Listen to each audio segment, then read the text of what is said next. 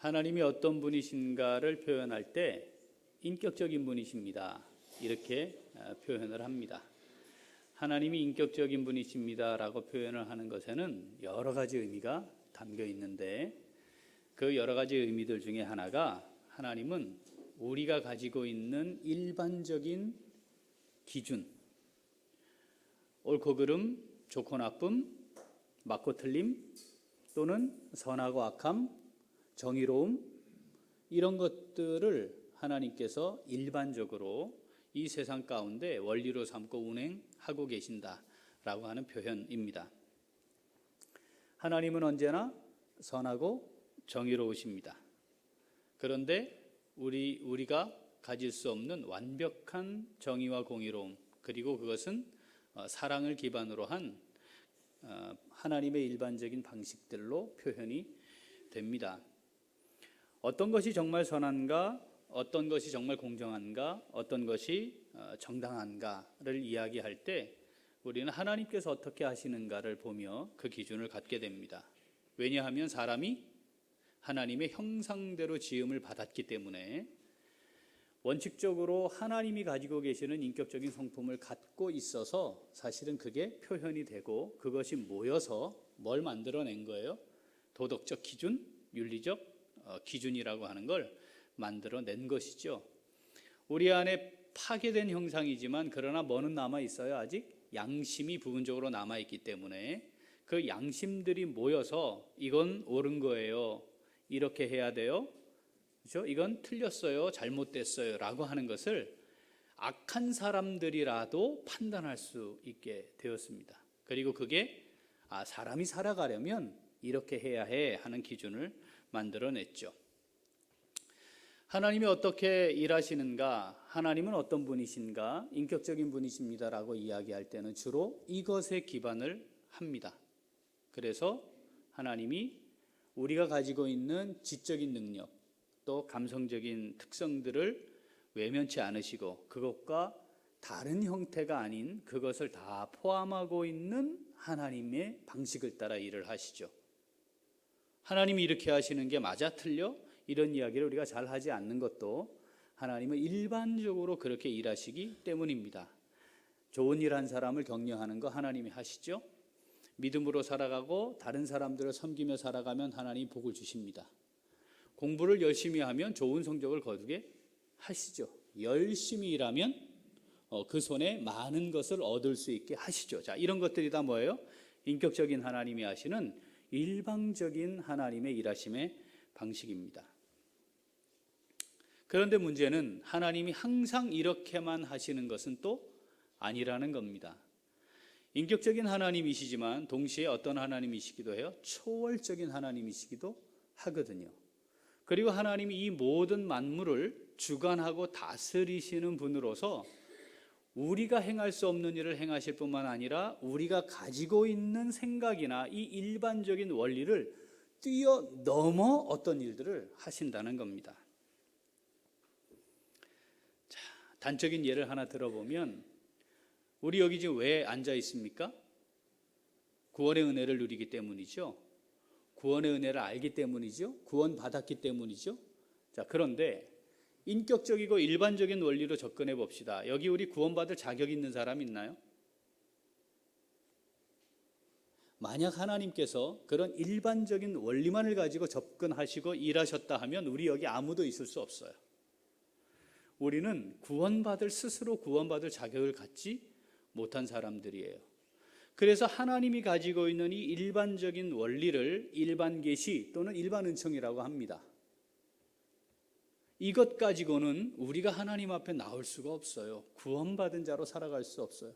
천국 소망을 가질 수도 없고 심판에서 제외될 수도 없어요. 그러니까 이것만으로는 안 되니까 하나님이 뭘 또 별도로 갖고 계세요? 어떤 원리를? 특별 은총과 특별 계시를 갖고 계시는 거죠. 그러니까 일반적인 것과 구분되는 특별한 게 있어야만, 특별해야만 우리에게 구원이 임하는 겁니다. 만약에 이 특별함이 없었다면, 일반적인 걸 뛰어넘는 게 없었다면 우린 다 심판받아요. 우리가 지은 죄 하나님 앞에서 어떻게 갚을 수가 없어요. 그냥 심판받는 거죠. 그러니까 어쩌면 우리는 이 자리에 나와 있는 것부터 하나님의 특별하심이 뭔지 아는 사람들입니다. 특별함을 체험하고 누린 사람들이죠. 하나님이 일반적인 원리를 따라 일하시지만 그런데 하나님이 특별한 원리를 가지고 일하시는 분이구나. 초월적인 분이시구나. 우리의 생각과 지식, 이성, 경험들을 뛰어넘어 계시는 분이구나 라고 하는 거 우리가 아는 거죠.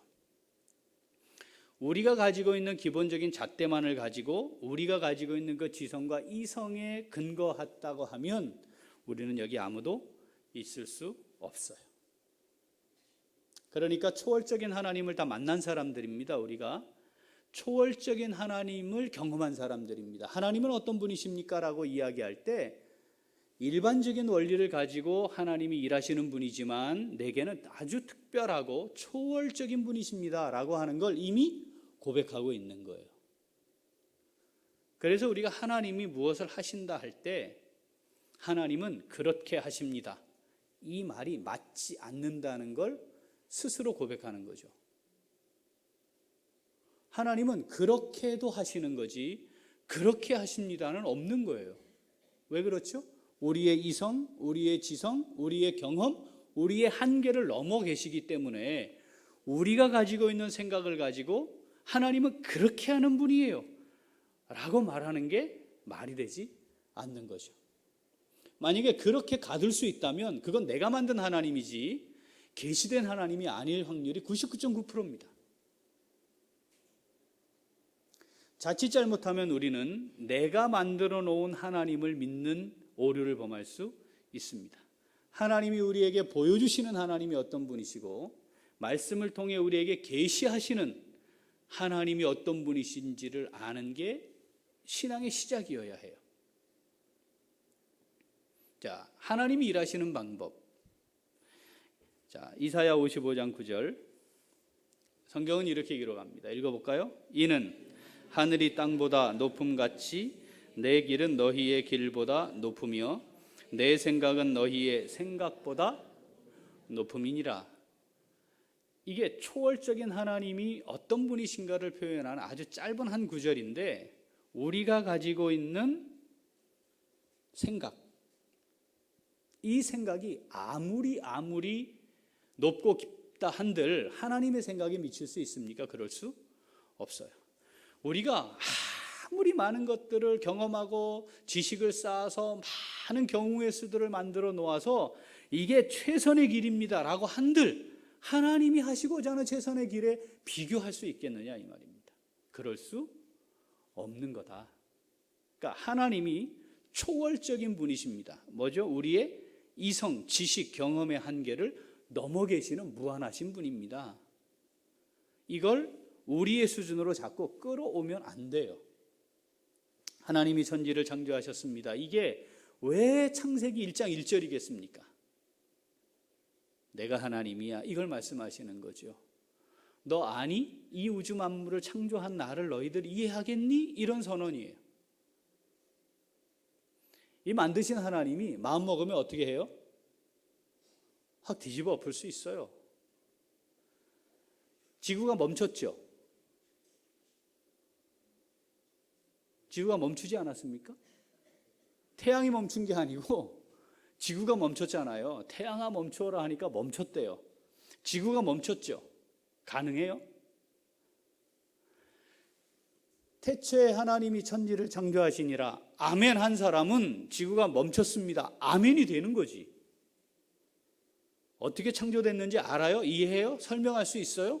없어요. 그 하나님이 멈출 수 있는 겁니다. 이 지구가 놀라운 엄청난 격변에 이를 것이다.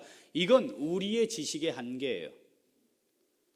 이 지식으로 어떻게 이 우주 만물이 존재했는지, 그러면 공기는 어떻게 있는지, 지구가 돌고 있는데 왜 우리는 안 날아가는지 원리를 발견했을 뿐이지 그거 할 수 있어요? 사람이 할 수 없어요. 하나님은 하세요. 그러니까 하나님이 어떻게 일하시는가, 하나님은 어떤 일을 어떻게 하시는가, 하나님이 보여주신 대로 그 하나님을 하나님으로 믿어야 진짜 하나님을 믿는 겁니다. 그런데 역사적으로 이 하나님에 대해 사람들이 자기들 수준의 하나님을 이해해서 받아들이려는 시도를 많이 했습니다. 그래서 이단들도 많아졌죠. 그게 뭐예요? 비신화화라고 하는 겁니다. 초월적인 하나님의 신적인 요소들을 가능하면 좀 이렇게 빼보려고 시도하는 거예요. 야, 이건 있을 수 없는 일이야. 이게 성경이 잘못 기록된 거야. 사람이 쓰다 보니까 좀 그럴듯하게 쓰느라 그렇게 쓴 거야. 뭐 이런 식으로 빼내는 거죠. 그런데 하나님은 어떤 분이십니까? 초월적인 분이십니다. 무한하신 분입니다. 시공을 초월해 계십니다. 그냥 이 모든 만물을 시작하셨고 어떻게 끝을 내시는 분이십니다. 이건 우리의 이성적인 한계를 넘어서 있는 것이다 이 말이죠. 자, 그렇다면 하나님이 어떻게 일하셨는가? 하나님이 어떻게 하나님의 계획들을 이루어 가셨는가를 보고, 그걸 보고 하나님이 이렇게도 하시는구나 라고 하나님을 이해하고 받아들이는 것이 믿음의 시작이어야 합니다. 그런데 우리는 어떻게 오류에 빠진다고요? 하나님은 그렇게 하셔, 이렇게 간다는 거죠. 자, 오늘은 우리가 계속 같은 본문을 가지고 지금 말씀을 살피고 있어요. 8절인데 증인이 되리라, 이 말씀 가운데 하나님께서 어떻게 그러면 이 말씀을 이루어 가셨는가를 오늘은 한번 살펴보면서, 그 하나님이 오늘 우리의 삶에 여전히 살아계시며 역사하시는 분 아니겠습니까? 그렇다면 우리의 삶을 지금 주관하시는 하나님은 또 어떻게 하실까를 바라볼 수 있게 되지 않을까. 오늘은 그것을 하나님의 말씀을 함께 살피려고 하는 겁니다. 자, 하나님이 어떻게 일하시는가? 그럼 어떻게 하시지? 자, 이걸 하나님의 일하심의 방식이라고 해보겠습니다. 하나님이 일하는 방식이 있어요, 성경에 보니까. 자, 크게 이렇게 나눌 수 있습니다. 자, 자연적인 능력을 가지고 하나님이 일하시기도 하고요. 또 하나는 초자연적인 능력을 가지고 일하시기도 하세요. 자연적인 능력은 우리도 다 이해하고 받아들일 수 있는 방식을 따라 가세요. 그런데 초자연적인 능력으로 일을 하실 때에는 이건 우리의 한계를 완전히 벗어나 있어요. 그리고 때로는 우리가 가지고 있는 도덕적 기준으로는 받아들일 수 없는 일도 막 하세요. 성경을 읽다 보면 하나님 왜 이렇게 하시지? 이런 거 많이 있지 않아요? 예수님을 좀 거룩한 혈통으로 좀 보내셔야지 왜 그 난잡한 여자들이 거기에 등장하면서 또 그걸 또 족보에 떡하니 기록해 놓고 그 예수 믿으라 한단 말이죠. 이 그리스도다 이렇게 선언한단 말이죠. 무자비하게 죽이기도 하시고 살육하게 명령도 하세요. 자연적인 하나님이 자연적인 원리, 그 범위 내에서 일을 하세요. 그런데 어떤 경우는 초자연적인 능력을 사용해 일을 하십니다. 이건 우리가 자주 이런 관점은 보았어요. 근데 또 하나 우리가 살펴야 할 것은 합리적이고 이성적이고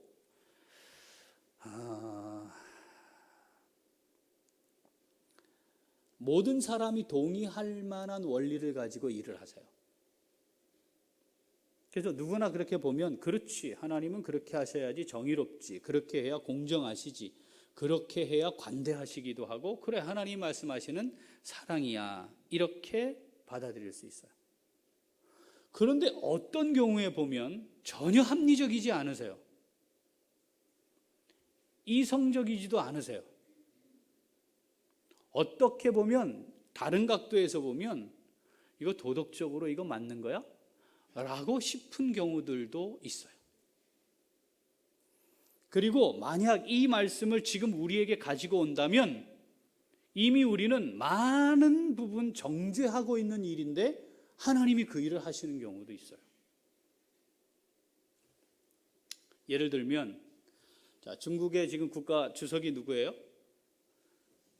네, 시 아저씨인데, 자, 그분이 장기 집권 독재 정권을 위해 모든 법적인 거 다 만들어 놓고 한 일이 뭔지 아시죠? 지금 선교사들의 90%가 다 추방돼 있어요. 10%는 목숨 걸고 그 안에 남아 있거든요. 그렇게 하고 있는 그 사람의 최측근이 되어 하나님의 일을 한다. 어떻게 생각하십니까? 근데 뭐 추방한 거니까 죽이진 않았잖아요. 근데 예를 들어 뒤집어서 선교사들을 무자비하게 잡아다가 살육을 해요. 그런데 그 시주석의 또는 통치자의 최측근이 되어서 일을 하고 있다. 그런데 그가 하나님의 일을 하는 사람이다. 말이 됩니까?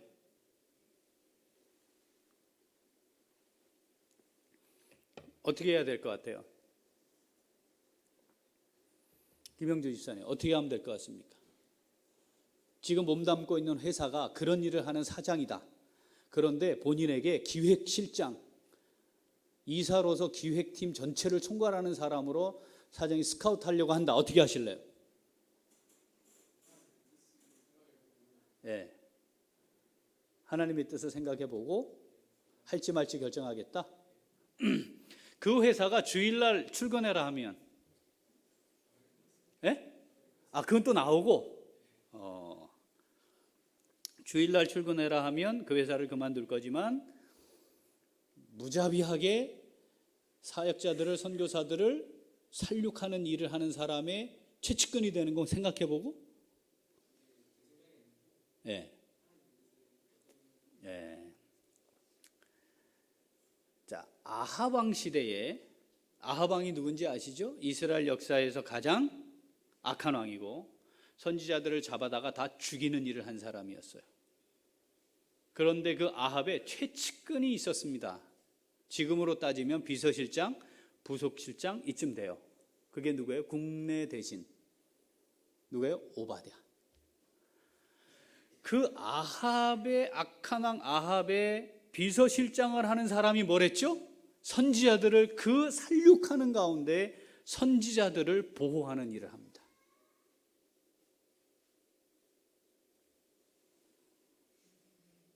만약에 우리가 아합 왕이 하고 있는 짓도 알고 그가 하나님을 얼마나 대적하고 있는지 알고 그리고 그의 최측근으로 있는 오바댜를 만난다면 뭐라고 말할 수 있겠냐 이 말입니다. 하나님이 아브라함을 불렀어요. 혈통이 별로 좋지 않아요. 이스라엘 땅, 가나안 땅, 적어도 그 근처에 살던 사람도 아니에요. 그리고 아버지는 우상을 섬기는 사람이었어요. 데라는. 그런 아브라함을 택해요. 택해서 자식 주겠다 했으면 이스마엘이 생기지 않게 하시고 미리 자식을 주면 안 되겠어요? 그런데 그 이후 100살에 줍니다. 하나님의 언약의 하나님, 뭐라고 부르죠? 아브라함의 하나님, 이삭의 하나님, 야곱의 하나님인데 여러분이 야곱을 알면 이 하나님은 이러시면 안 되는 거잖아요. 그렇지 않나요? 사기꾼이에요, 야곱은. 걔는 장자권이 없어요. 그리고 아버지를 속였어요. 그리고 그걸 취했습니다. 그런 놈을 하나님을 이야기할 때 아브라함의 하나님, 이삭의 하나님, 야곱의 하나님 이랬다니까요. 적어도 야곱을 알면 이 하나님은 믿으면 안 될 것 같아요. 그렇지 않습니까?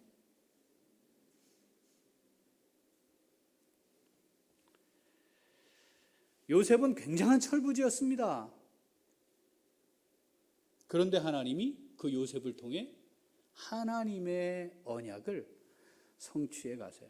자, 이렇게 보면 이상하다. 하나님은 우리가 가지고 있는 일반적인 이 원리들을 벗어나서 뭔가를 많이 하시는구나. 이걸 알 수 있어요.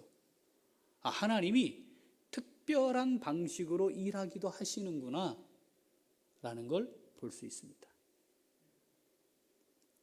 오늘은 이것을 우리에게 하나님이 어떻게 보여주시는지 말씀 오늘 본문을 통해서 한번 살펴보고 그렇다면 하나님, 내 인생에도 하나님이 일하시는 방식이 있으실 텐데 우리 교회를 향해서도 하나님이 일하시는 방식이 있을 텐데 하나님, 제가 그걸 볼 수 있게 되기를 원합니다.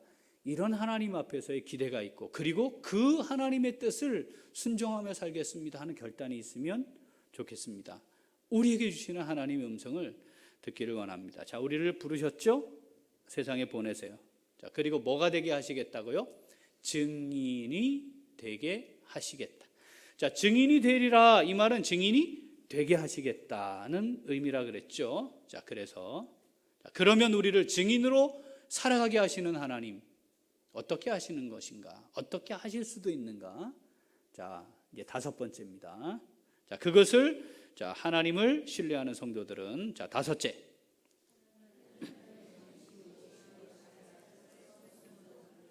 다시 한번 5째. 자, 하나님의 방식이 뭔가를 잘 살피고 그 살펴진 하나님의 방식, 그 뜻에 순종해야 합니다. 자, 증인이 되리라, 이건 무슨 뜻이라 그랬죠? 증인 되게 하겠다는 거라 했습니다. 그죠? 자, 그러면 우리가 이렇게 질문을 먼저 던져야 합니다. 그래요, 하나님? 그러면 나를 통해서는 어떻게 하시려고 하십니까? 우리가 다 다르잖아요. 그렇죠? 태어난 상황, 자라난 환경, 배경, 지식의 정도, 사회적인 신분, 지위의 차이, 남녀노소 다 다르단 말이에요. 그런데 하나님이 하시겠다 하셨다면, 그러면 하나님 저를 통해서는 어떻게 하기를 원하시나요? 라고 질문해야 해요. 그래야 그 하나님을 믿는 사람이란 말이죠. 똑같은 원리와 방식으로 가는 게 아니라 이 말이에요. 공부를 잘하고 좋은 직장 가고 돈이 많고 지위와 신분이 높아지면 뭘 할 수 있는 게 아니다 이 말이죠. 그러면 하나님 나를 통해서는 어떻게 하기를 원하시는 겁니까? 라는 질문을 던져야 합니다. 능력이 있을 땐 주의를 잘할 수 있고 능력이 없으면 주의를 못한다? 그건 절대 하나님을 믿지 않는 사람이 하는 말입니다. 그런가요? 진짠가요? 그렇지 않아요. 그건 순전히 지가 한다는 말이지. 하나님이 어디 있어요? 지가 하는 거지. 하나님이 하시는 거라면서요. 하나님이 어떻게 하기를 원하시는가에 초점을 맞추어 볼 필요가 있습니다. 자, 거기에 대전제가 하나 있는데, 하나님은 전문 용어로 하나님의 이름이 쪽팔리지 않게 일하세요. 그거 굉장히 싫어하세요. 그리고 만약 하나님의 이름을 우습게 여기거나 망령되이 일컫는 자를 심판하겠다고 하셨잖아요. 그죠? 그래서 뭐에 들어가 있어요? 그게 십계명에 들어가 있잖아요. 신명기 5장 11절 읽어보겠습니다. 신명기 5장 11절 너는 내 하나님 여호와의 이름을 망령되이 일컫지 말라. 나 여호와는 내 이름을 망령되이 일컫는 자를 죄 없는 줄로 인정하지 아니하리라. 하나님 이름 막 갖다 붙이지 말아라. 하나님의 이름으로 하나님을 욕먹게 하는 짓을 하지 말아라. 쉽게 하면 그렇습니다. 성경에는요, 이스라엘 백성들이 하나님의 심판받기에 충분했거든요. 그런데 모세를 통해 또는 다른 이들을 통해 하나님께 기도하게 해요. 어떻게 기도하게 하냐면 하나님의 이름이 이렇게 되면 욕먹습니다. 이게 뭡니까? 거기서 광야로 데려와 놓고 광야에서 죽이려 했다. 하나님의 이름이 그렇게 이방인들의 입에 오르락 내리락 하기를 원하십니까? 이렇게 기도해요.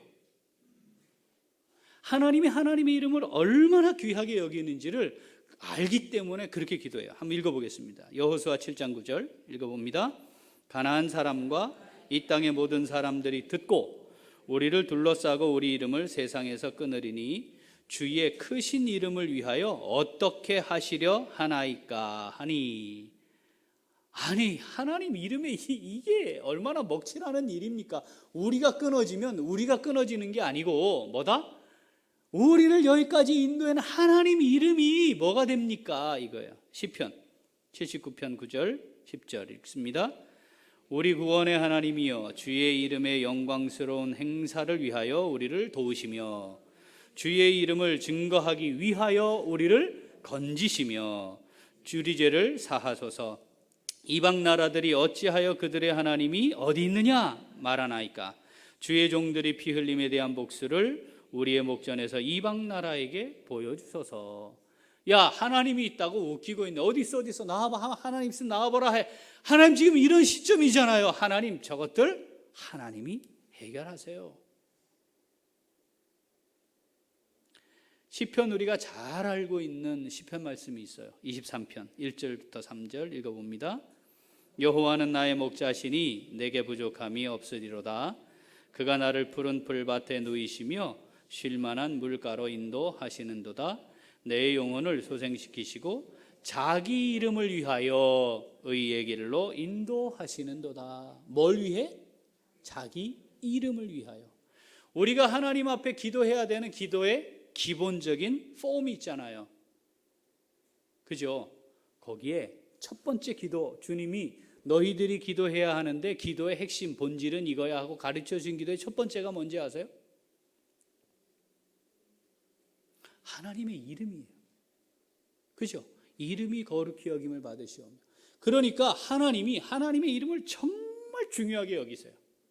그리고 이 일이 만약 하나님의 이름에 먹칠이 되는 일이라면 하나님이 그거 안 하기도 하시고 막기도 하시고 어떻게 용서하기도 하시고 보복하기도 하세요. 자, 이게 이제 일반적인 하나님의 일하심의 방식이었어요. 그런데 하나님이 구약의 이스라엘 백성들을 뭐 해요?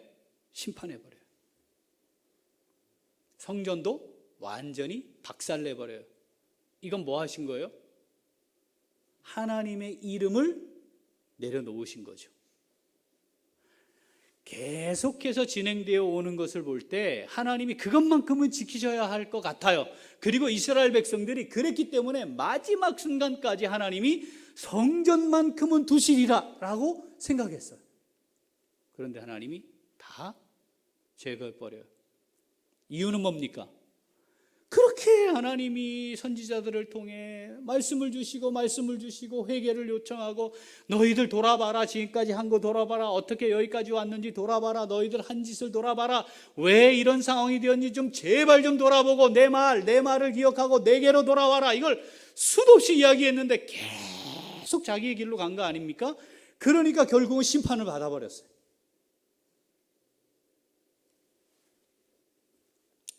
자, 이제 예루살렘의 교회가 세워졌습니다. 성전은 이미 하나님 앞에 의미 없다는 게 보여져 버렸어요. 그리고 지금 짓고 있는 성전은 이방인이 짓고 있는 성전이에요. 하나님을 예배하는 자들이 짓는 게 아니잖아요. 헤롯이 짓고 있는 거니까. 자, 교회가 세워졌어요. 그리고 이들은 성령 충만도 받았고 예수님의 부활하심도 보았고, 그리고 이제는 하나님의 나라를 위해 존재하는 사람들입니다. 구약의 백성들은 심판받아 마땅했어요. 왜냐하면 끊임없이 범죄하는 자리에서 돌아오지 않았으니까 심판받아 마땅했어요. 예루살렘 교회 성도들은 하나님이 복 주시고 또 복 주시고 또 복 주어야 해요. 왜냐하면 위협 가운데서 복음을 전했지 않습니까? 하나님의 나라를 위해 자기 인생을 드리지 않았습니까? 그러니까 하나님이 하실 일은 제가 생각할 때, 많은 사람들이 생각할 때, 어쩌면 우리가 생각할 때 어떻게 해요? 그 사람들이 잘 되고, 그렇잖아요? 잘 되고 형통해지고, 그래서 야, 진짜 예수가 진짜 메시아 맞구나, 저들 한번 잘 되는 것 좀 봐라, 이렇게 가야 하지 않을까. 그리고 그렇게 갈 것 같았어요. 실제로 이야, 진짜 다르구나, 이젠 정말이구나, 예수가 그리스도구나, 진짜네, 이야, 성령을 받았더니 이들이 이렇게 사는구나 보여줬어요. 사도행전 2장 41절 읽어봅니다. 그 말을 받은 사람들은 세례를 받음에 이날의 신도의 수가 3,000이나 더하더라. 사도행전 2장 47절 하나님을 찬미하며 또 온 백성에게 칭송을 받으니 주께서 구원받는 사람을 날마다 더하게 하시니, 자, 3,000명 플러스 날마다 더해진, 날마다 한두 명 더해졌는데 이렇게 쓰진 않았을 거고, 그죠? 사도행전 4장 4절 읽습니다. 말씀을 들은 사람 중에 믿는 자가 많으니 남자의 수가 약 5,000이나 되었더라. 여자들까지 있으니까 6, 7천? 아니, 이 당시에 여자가 남자보다 또 많았어요, 실제로. 그러니까 따지고 보면 이것만 그냥 확인된 계산만 해도 10,000명 이상이잖아요. 여러분이 울산 110만이 사는 이때에 10,000명만 모여도 난리 납니다, 난리. 여기 경찰들 쫙 깔릴 거려, 주차 때문에. 이때 그런 일이 있었다는 거예요, 이 예루살렘에. 여기엔 말입니다, 고관대작들도 있었어요. 예수님을 섬기는, 예수님이 돈도 없고 일도 안 했잖아요. 어떻게 살았어요? 하나님이니까 하나님의 능력으로 돌 갖다가 떡 만들어 먹고 그랬나요? 아니에요. 돈 주고 빵 사 드셨어요. 돈 내고 여관에 가서 주무시기도 하셨고요. 노잣돈도 필요했어요. 어떻게 해서 그 예수님의 공동체가 유지가 됐죠? 그들을 돕는 여인들이 있었습니다. 그 여인들 중에 누군지 아세요? 헤롯의 청지기 구사의 아내, 이렇게 등장해요. 다시 말하면 당시에 말이죠, 능력도 있고 힘도 있고 가진 것도 많은 사람들이 이 그룹 안에 들어왔다는 겁니다. 자, 이렇게 폭발적인 일들이 일어났잖아요. 그러면 하나님 어떻게 하시면 돼요? 그렇게 해서 예루살렘 교회도 엄청나게 커지면 돼요. 그리고 헤롯도 함부로 손댈 수 없는 영향력 있는 그룹이 되게 하면 되지 않겠습니까? 거기에 나오는 고관대작들 또는 예수 믿고 나온 이 10,000명의 사람들이 예수 믿기 이전보다 예수 믿은 후에 사업도 잘 되고 직장도 취직이 되고 진학도 잘 되고 건강도 낫고 막 이런 역사들이 막 일어나면 그 밖에 있던 예루살렘에 있던 사람들이, 이야, 예수 믿으니까 이런 일도 일어나고 정말 형통하는구나, 성경에 있는 그대로 잘 되는구나, 뭐 이렇게 가야 될 것 같아요. 그리고 그러기에 충분해 보입니다. 지금 사도행전 4장 29절 31절 읽습니다. 주여, 이제도 그들의 위협함을 굽어보시옵고 또 종들로 하여금 담대히 하나님의 말씀을 전하게 하여 주시오며 손을 내밀어 병을 낫게 하시옵고 표적과 기사가 거룩한 종 예수의 이름으로 이루어지게 하옵소서 하더라. 빌기를 다 헤매 모든 것이 진동하더니 무리가 다 성령이 충만하여 담대히 하나님의 말씀을 전하니라. 위협이 있었어요. 잡혀갔어요. 끌려갔어요. 온통 맞고 나왔거든요. 그런데 또 전하는 거예요. 성령이 충만해서 그 일을 하게 되었다. 성령의 능력이었다. 성령의 능력으로 일을 하셨잖아요. 지금 하고 계시잖아요. 이렇게 말씀을 전하고 있잖아요.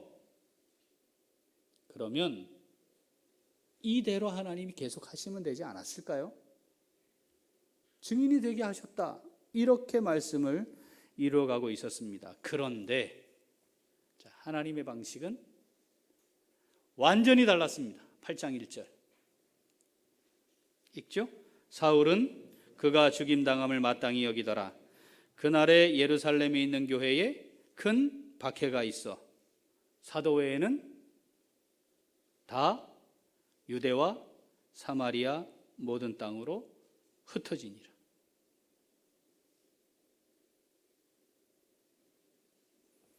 그 예루살렘 교회를 박살내는 것으로 하나님이 증인되게 하셨어요.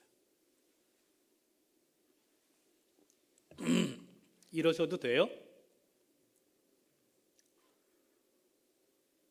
어떻게 생각하십니까? 그러면 앞에 순식간에 10,000명 이상이 폭발적으로 늘어나는 기적이라도 하지 마시든가, 그냥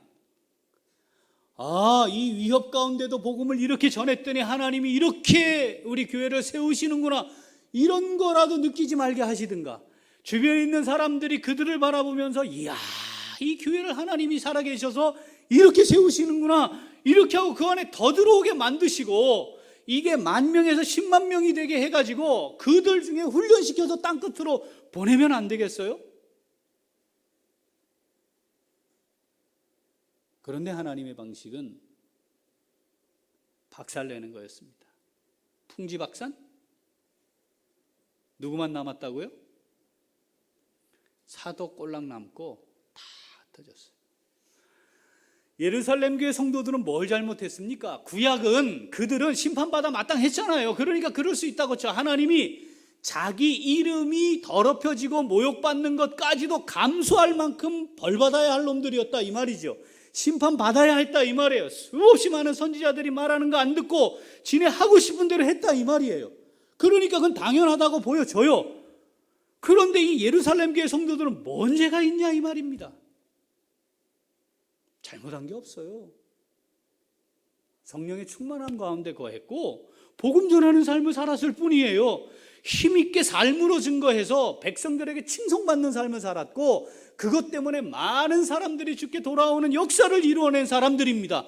그러면 하나님이 이들을 잘 보호하고 잘 세워서 하나님의 나라를 확장하는 데 일하게 하시면 될 텐데 하나님의 방식은 뭐였다고요? 사도꼴랑 남고 박살을 내는 거였습니다. 여러분 이게 다 흩어졌대요. 왜 흩어졌다고? 이유가 뭐였다고요? 예수 때문입니다. 예? 이들은요 사회적으로 칭찬받는 삶을 사는 사람들이었어요. 모범적인 삶을 사는 사람들이었어요.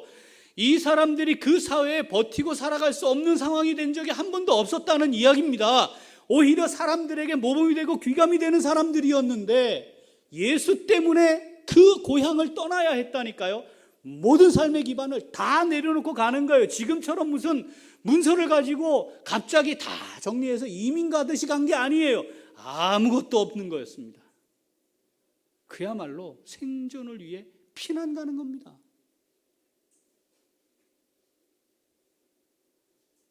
이 상황이 이해되십니까? 하나님 이렇게 하셔도 돼요? 그들이 한 건 예수 잘 믿는 것밖에 없었단 말이죠. 끌려가서 맞고 터지고 사람들로부터 위협 가운데 있고 언제 잡혀갈지 모르는 상황이 있었지만 그러나 하나님이 성령의 충만함 때문에 복음을 전하는 삶을 살았을 뿐이다 이 말입니다. 그런데 정말 아무것도 없이 예수 이름 하나 들고 전 세계에 흩어져 버린 거예요. 도망쳤다 이 말입니다. 본인들이 증인이 되려고 했나요? 그게 아니었다니까요. 그들은 그런 생각이 전혀 없었어요. 개념도 없었어요. 그런데 하나님이 하신 증인이 되리라. 내가 너희를 증인이 되게 하겠다는 말씀을 성취하는 방식으로 그 일을 하셨다는 겁니다.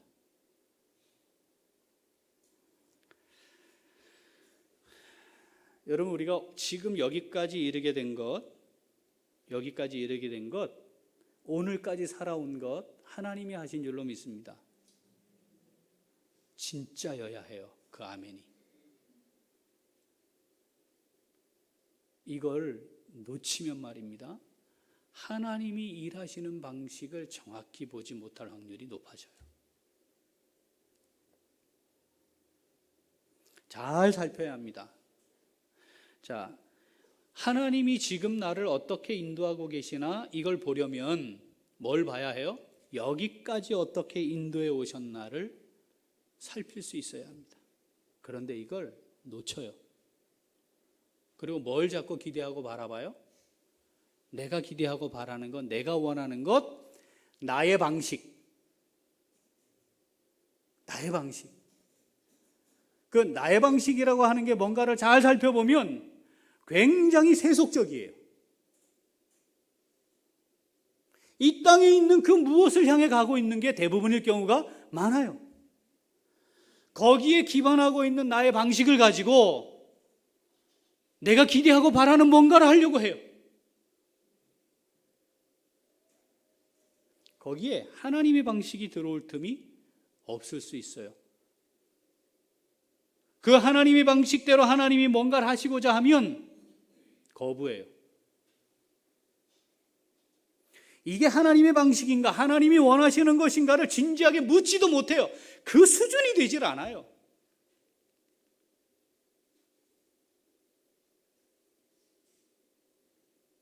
그러니까 하나님이 뭘 하시고자 하는데 쓰임받는 사람이 절대 많을 수가 없다는 주님의 말씀.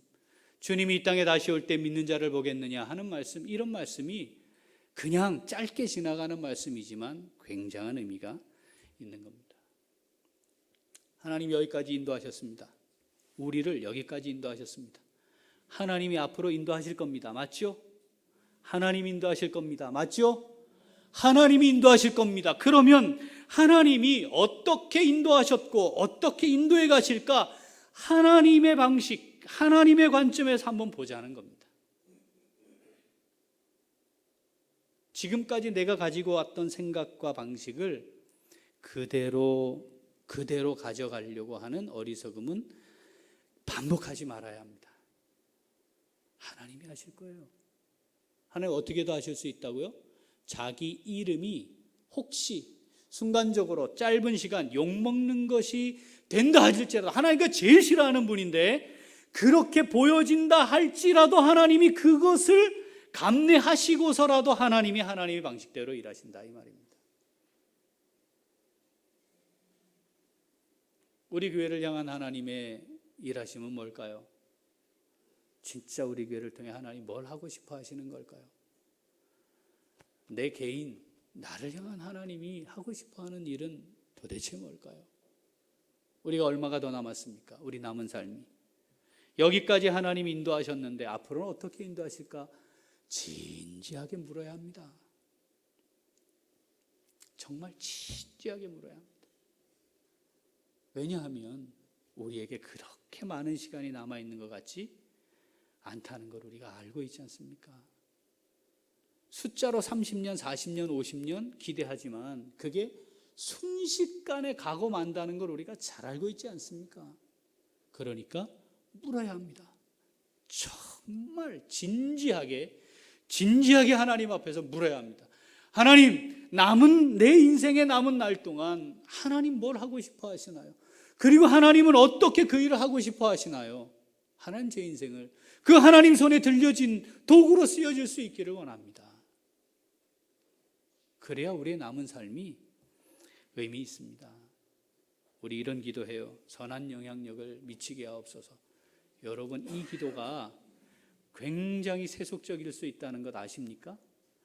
선한 영향력을 미치게 하옵소서라는 그 말 가운데 뭐가 포함되는 수가 있냐면 높아져서, 많아져서, 능력이 있어져서, 신분이, 지위가 높아져서 많은 사람들 앞에 서서 영향력을 미치게 하옵소서, 이렇게 이해할 수 있어요.